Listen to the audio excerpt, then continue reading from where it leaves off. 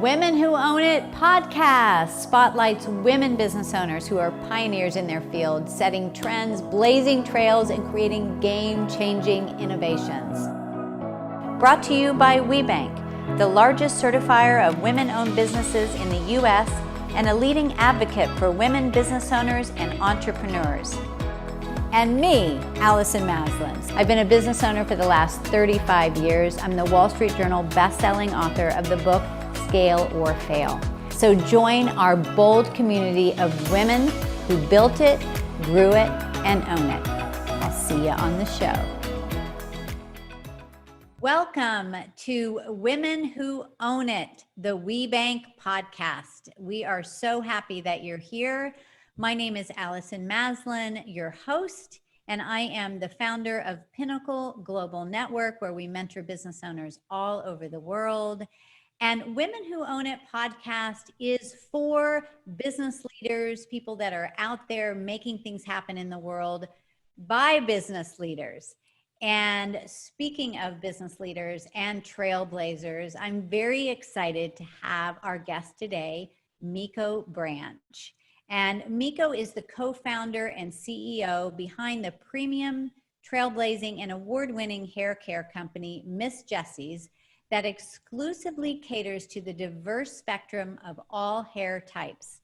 Miko develops innovative, original, and effective solutions for curly hair needs, and she's acquired numerous accolades, such as becoming a national best-selling author of her business memoir, Miss Jessie's, creating a successful business from scratch, naturally, and being recognized as a leader by Women's Wear Daily, most influential women in business, 2015 honoree of Ebony Power 100. And she's also graced the cover of numerous magazines, including Hype Hair in 2018 and Black Enterprise Magazine in 2016. So Miko, I am so excited to have you here, and I know all the listeners of the podcast are as well. Oh, Allison, thank you. So good to be here. Yeah, so your story is so interesting, and you really are a true entrepreneur. So I know that we all can learn from you. And so can you tell us a little bit about how you got started on your entrepreneurial journey? So I think for me, it started very early on in that our dad, when I say our, I mean my dad and also my sister Titi Branch, because she's been my partner, my sister all my life. But he actually raised us to be entrepreneurs, like at a very early age. So we were no strangers to hard work. He came out of the civil rights era. So he thought it was really important to be free and exercise your freedoms. And he was blessed with two girls. He was somewhat of a ladies' man. And he thought that he really needed to arm his girls with all the tools in order for them to really win out here. And he thought being our own bosses was the way to do it. And so I think we were groomed to be entrepreneurs, honestly. Oh, I love that. I love that. I had an entrepreneur dad too that was very inspiring to me. So I hold that very dear. And I think that truly is a gift.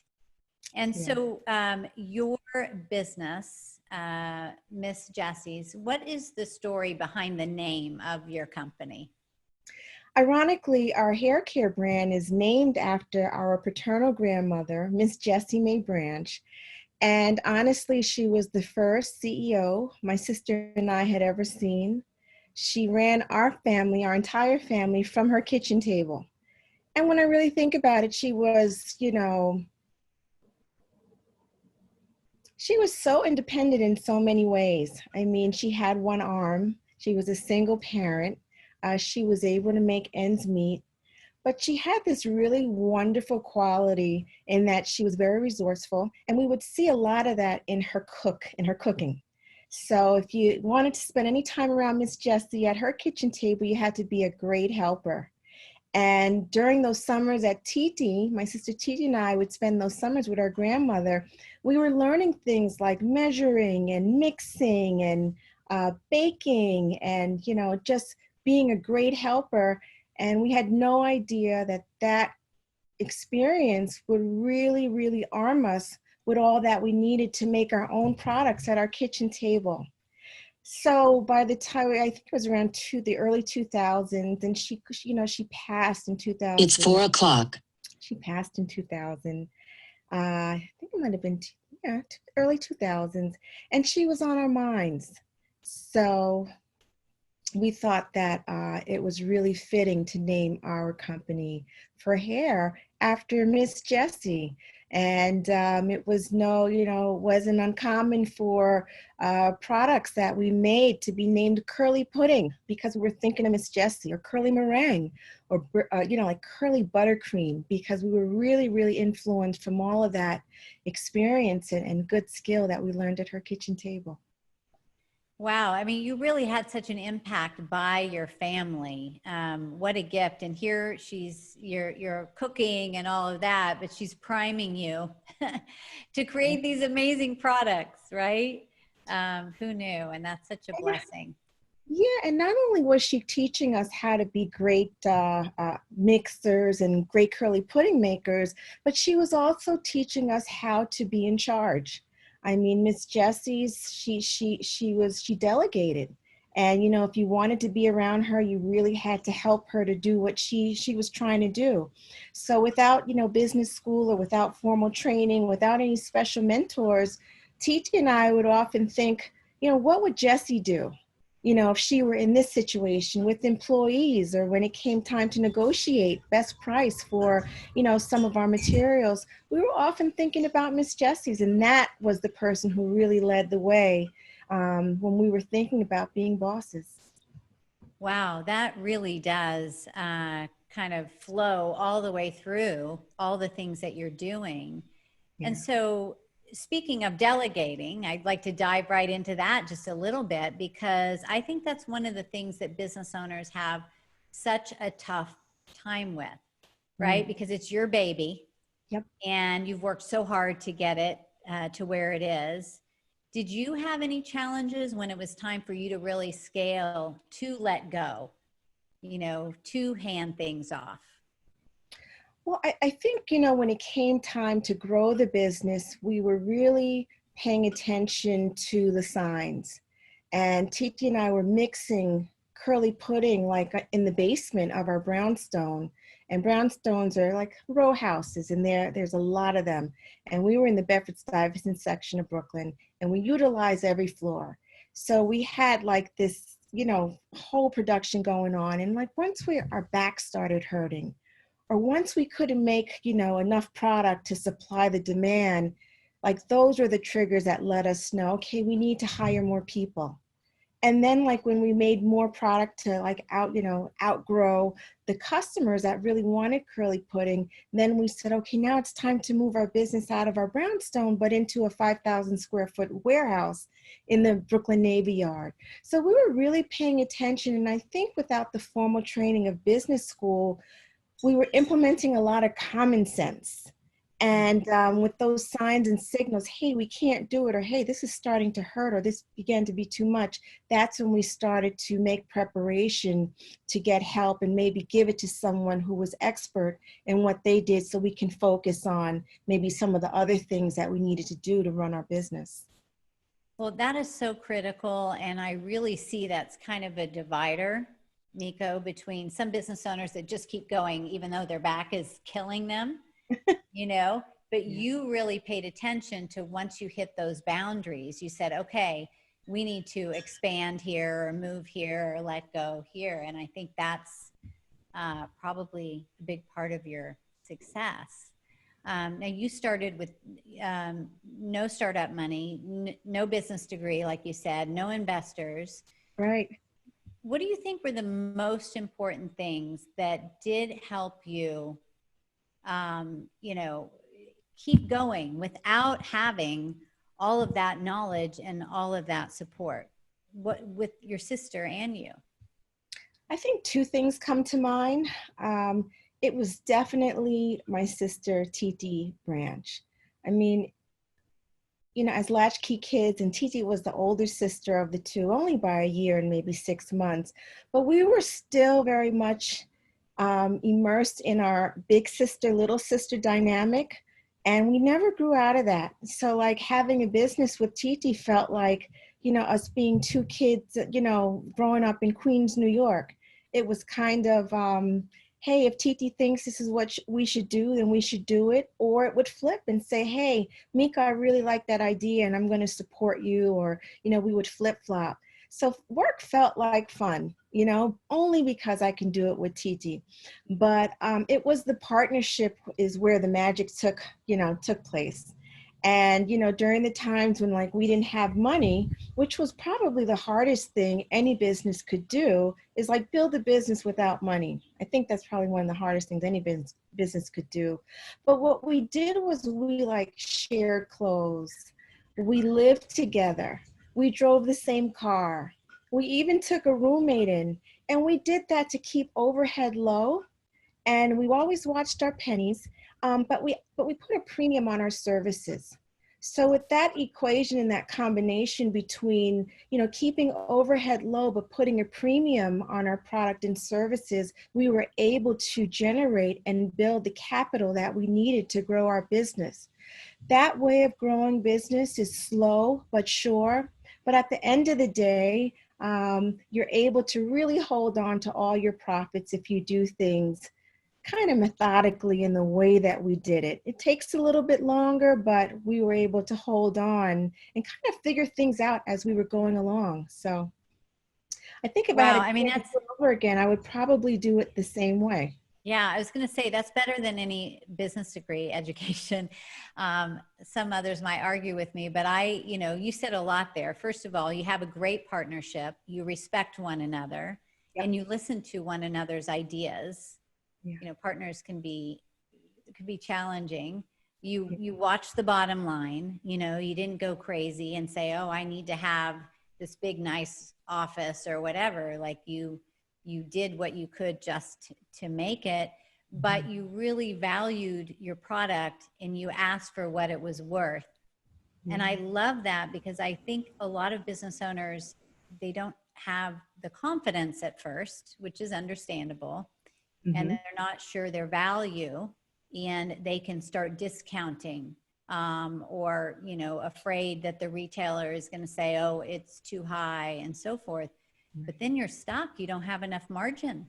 Right. So that was very smart. I think within the sister dynamic, my sister was always my cheerleader. So when it came time for pricing, whether it be, our salon services or our product, if I said to Titi, wow, this curly pudding is something that no one's ever seen before on the market. And this is innovative and this is groundbreaking. And I think this should be X amount of dollars. My sister, as a big sister, would say, absolutely. If that's what you think it is, then that's it. And that's like how we price things based on the value that we thought it was. Yeah. Oh, I love that. And I've worked with clients and many clients and mentored them on pricing. And what's interesting, and I think this is good for the listener to hear, is that when you create a premium product, you really are creating, your own division in a sense. Category. Exactly. Category. Thank you for Yeah. that. You're not in there competing with everybody else. So, And we did. And as innovators, particularly like in the beauty business, where a lot of this, a lot of things were already set. I mean, there was a standardized way of doing business. And here, these two girls from Brooklyn creating groundbreaking products never seen before, really came in the game, just having a say so. Why? Because we were the makers. We were the curly pudding makers. So when it came time to negotiate, Titi and I felt like, you know what? There's no stronger or bigger voice than Titi and Miko. Why? Because, it originated from us. And I think that position was the position that really put us in place to learn this business, because we were expert hairstylists, expert curly pudding makers, didn't know anything about dealing with, mass retailers. But I think that position in the relationship and partnership with our large retailers put us in a space and a place where we could learn the industry and lick our wounds when we got them and get back up and try again. yeah. Well, a perfect recipe for sure.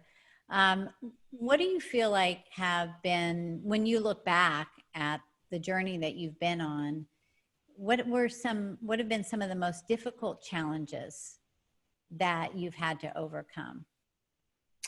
Well, for me, the most difficult challenge I ever encountered, I think in business and in my whole entire life, was probably the death of my sister, Titi.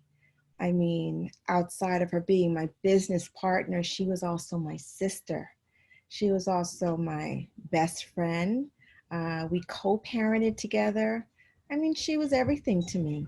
So to be able to get up and carry on and keep on after like that kind of devastation, it's hard.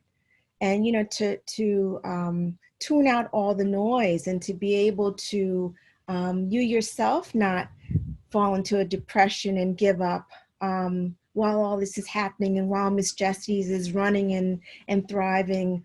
That's quite hard to do during those, those times. And I know God was like definitely just with me and looking out for me. And I figured things out as I went along. But I always felt like, wow, Titi put so much hard work into this business. It would be such a shame if I got too depressed where I couldn't function, or if I just sold the business and gave up. So I really made it a point to just hang in there, and I'm Yeah. so glad I did. Wow, that is really, I can't even imagine, Miko, what you went through. I mean, she was like your right arm, Yeah, So, and I'm sure a lot of people listening can relate in one way or another, someone that has lost someone so pivotal in their life. But for you, it wasn't just your sister, it was your business partner. So the fact that you were able to overcome that is astounding and beautiful, because you really are helping her legacy live on as well. for sure. Yeah. And so, is there anything that, like, when you look back, is there anything you think of, God, I wish I would have known this about scaling or creating a national brand, a major brand out in the world? Is there anything that you feel like, God, if I had known this, that would have really helped this? There's a lot of glory in being a pioneer and being a trailblazer. But, with all the bumps and with all the bruises and, all of the pains that come along with blazing out that trail, I'm not sure if being the trailblazer is um, maybe as uh,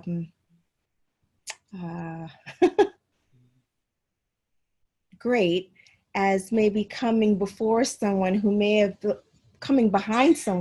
have blazed out that trail where they could get all the bumps and bruises, and I can kind of take a look, learn a little bit, and perfect that experience that they had. I love being the trailblazer. Titi and I did it together, but of course I lost Titi along the way. And I'm not sure, if all the stars lined up right, maybe she would still be here today. But I can say that running a business from scratch with no loans, with no angel investors, with no special business school training, I mean, it does have have some consequences.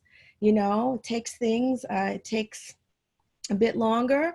And, as much as Titi and I loved one another and really protected one another, we would fight about what color curly pudding should be, or what's the label going to look like.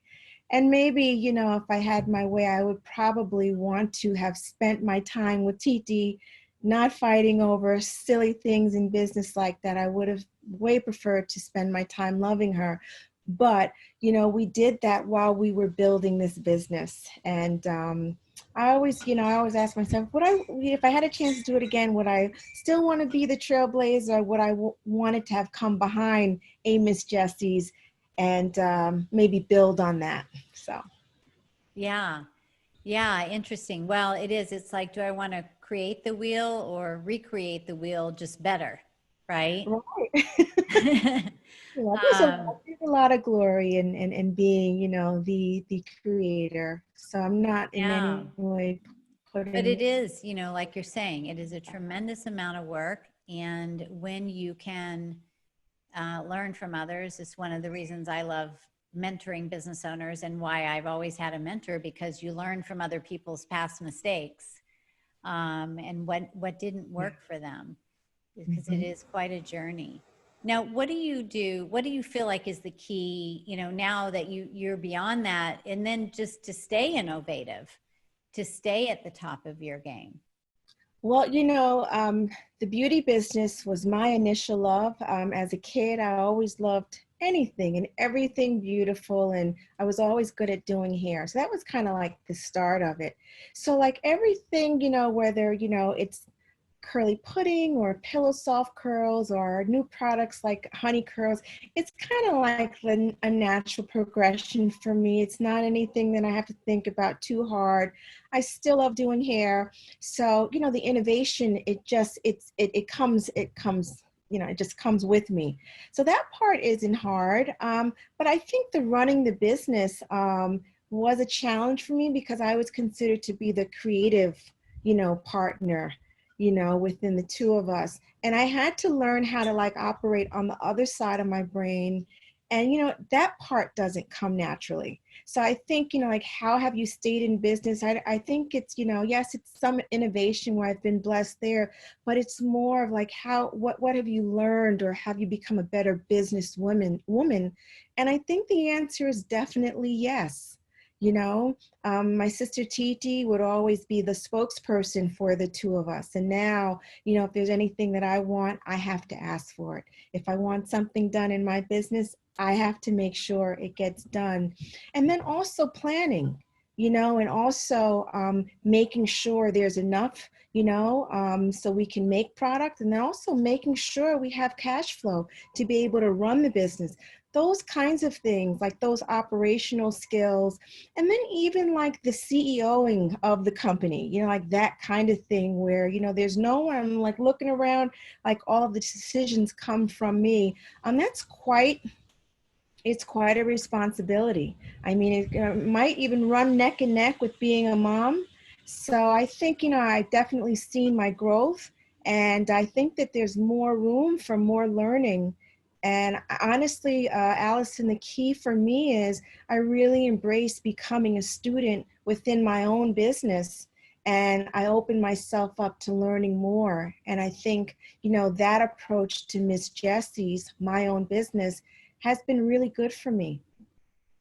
Yeah, well, I so appreciate your vulnerability and just sharing, like, hey, this was not my strength. I was the creative, innovative one. And then you've had to really strengthen your whole left brain analytical side for those operational things like that. But looking at it as, oh, this is an opportunity for me to grow as a Yeah. human being, right? Yeah. And you're continuing to do that, and that's all we can ever do, right, is to try to learn and do better. But you've like what you have we don't often see that in ourselves, because we're just in there and doing it, but you have already But it's so accomplished so funny, much. like there's like a glimmer of light, because like while working on the left side of my brain, like I'm finding like fun in like all of this organizational, operational part of the business. And I never thought anything could be as exciting as, doing a great hairstyle and making someone feel beautiful. And I still love that.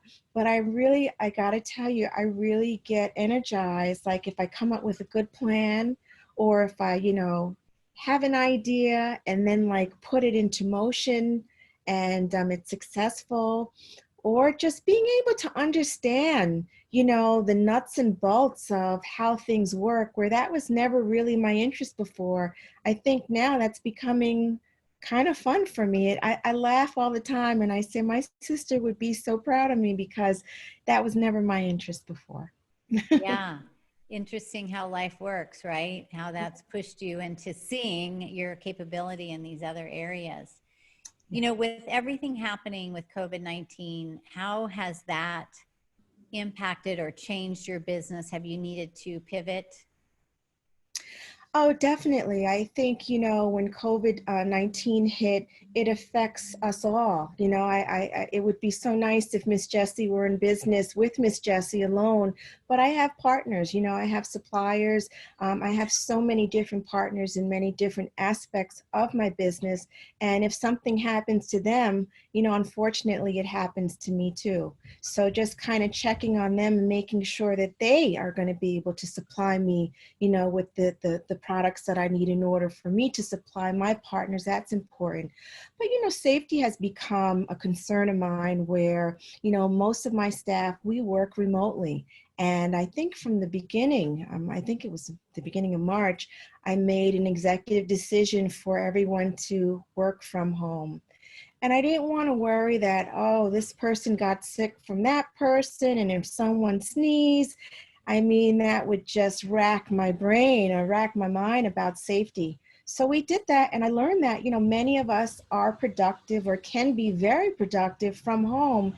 So I think had it not been for COVID-19, I would not have known how productive or how valuable we can, become or, knock out the work from home while we're happy, while we're looking at our kids, while we're on vacation. We know and we're able to function in our jobs efficiently. So I like that. And I really do believe after everything gets back to normal, there's parts of, our practice during COVID that I probably like to keep after the fact. Yeah, that was going to be my next question. I think a lot of companies are realizing that, wow, maybe this is better. So you think that you will be kind of continuing on with working remotely? Do you think there would be a time when you all will come together again in person? Well, I certainly will, keep our headquarters open. And the funniest thing that's happening now, Allison, is after people have been away from, the workplace for 7 months, it's like my staff, they're begging me to get back in the office because they just want to be around other people.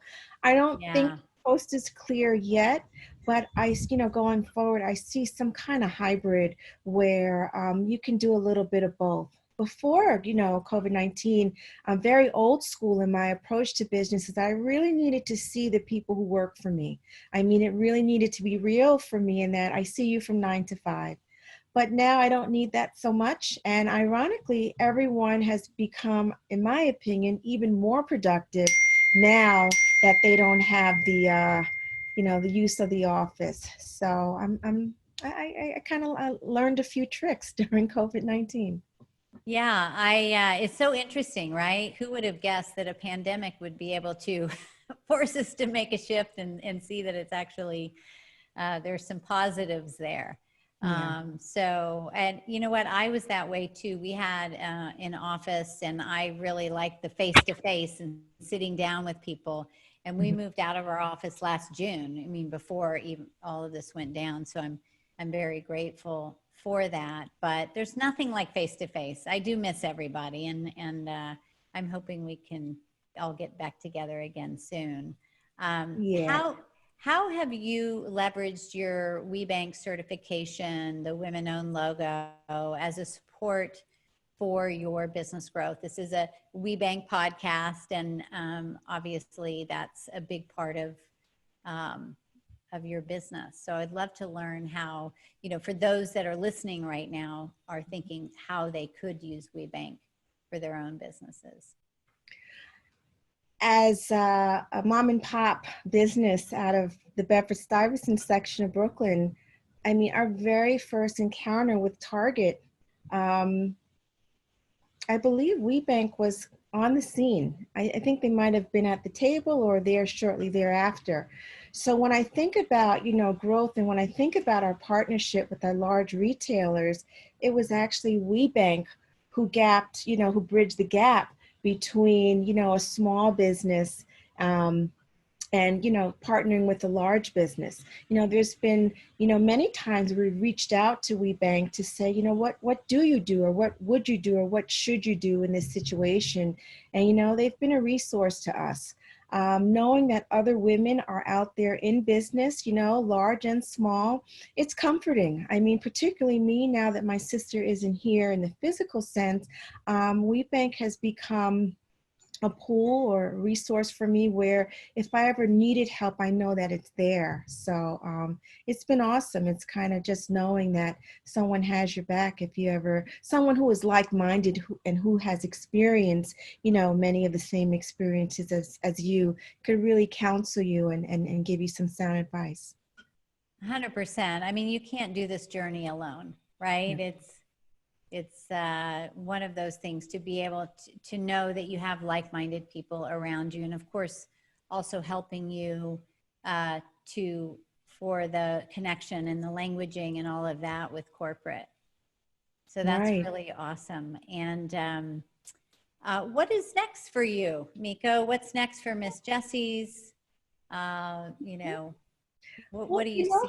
know, you know, it's so I think of business and even life as somewhat of an obstacle course, and I feel like I really gotten over a few major hurdles. And now that I have a better sense of things, and now that I know that everything is going to be okay, I'm really excited. And we are a hair care company, so that certainly means more hair products. But you know, Miss Jessie's is a brand, and it's a trusted brand, and people, they trust us. You know, so if we were to come out with body care or makeup, I think by now the goodwill has really been set forth with our customers. So I'm really excited to see what I come up with. The creative juices are flowing, even though, you know, I've learned to move on the left side of my brain, but I'm really excited. And honestly, Titi, I feel like, you know, even though she's not here in the physical, she's definitely with me, and I think she's really proud of me, and she's really excited for me. So more products to come, and I think more products in different areas of the beauty business. And then also I'm an author. So Titi and I, before she passed away, we wrote a book on how we built Miss Jessie's. And that's a book that I'm extremely proud of because, you know, many business books, they could, you know, get into the nuts and bolts and how to do it. And we surely did. But I think in this particular book, Titi and I really wanted to be candid and honest. And we really wanted to reveal the other side, you know, of being an entrepreneur. And I think entrepreneurship maybe is synonymous with success. And we wanted to really reveal, you know, some of the vulnerabilities and some of the and many of the failures, to let someone know that these things can, will, and do happen, so they could really make a really educated decision, you know, as to, you know, is this something that I want to do? So really proud of that book and working on my second book, because as you know, the life of an entrepreneur, it doesn't stop at the first book. I mean, things that, you know, I might have thought, you know, during the first book, I might have some really, really different ideas and opinions on how to approach business or even life, you know, after maybe 5 or 10 years later. Yeah, no, I get that 100%. So I highly recommend everybody listening to this go get Miko's book. Fantastic. We'll be awaiting the next one. And And my also, book, 1 second, Allison, and my book is Miss Jessie's, Creating a Successful Business from Scratch Naturally. naturally, fantastic. And also your new products, then we'll keep an eye open for that. And I think that's really smart. And something you said, I just wanted to touch upon a second, is that you have built trust. You've built a strong following, and that really is the key that you've nurtured for a long time. They trust your integrity, the quality of the products, and so forth. So I think rolling out these new lines, you will do very, very well. So excited for you on that. And just thank you for taking the time and to spend with us. I know that whoever's listening is very impacted by the words that you shared. Thank you, Allison. WeBank, you know, women's organization. Not only do I have the support with all of the female entrepreneurs, but I just being a, you know, a Black woman in business and owning Miss Jessie still 100% with no partners, you know, no investors is another just huge milestone for Miss Jessie's and me, given all that's happened. So like that support and just kind of putting me together with other people who are running their business in a similar way has been wonderful. I think during these times, whether it's the Black Lives Matter or it's the COVID times, it's really, it's a changing time. And I think, when we're talking about trust, we're thinking about the companies who have always been there. We're thinking about the companies who have shared their personal stories so we know them. So when it comes time to making a decision about who to purchase or what to purchase versus, something else or a product made by a large corporation, that's what I mean when I'm talking about the trust.